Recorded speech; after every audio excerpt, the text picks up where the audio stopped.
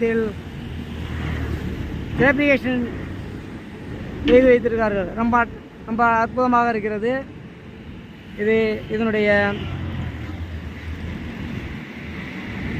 இந்த வழியானது இப்போது ஒரு நெரிசல் இல்லாமல் இருக்கிறது. இந்த இடம் போரூர் ஏரி அருகிலேயே போரூர் ஏரி.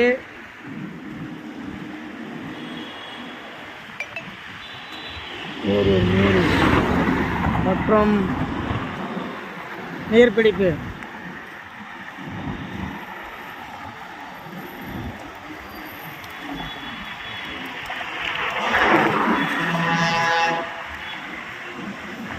ஏரி ஒரு 3/4 பாகம் நிறைந்திருக்கிறது. இன்னும் முழுமையாக நிறையவில்லை. போரூர் ஏரி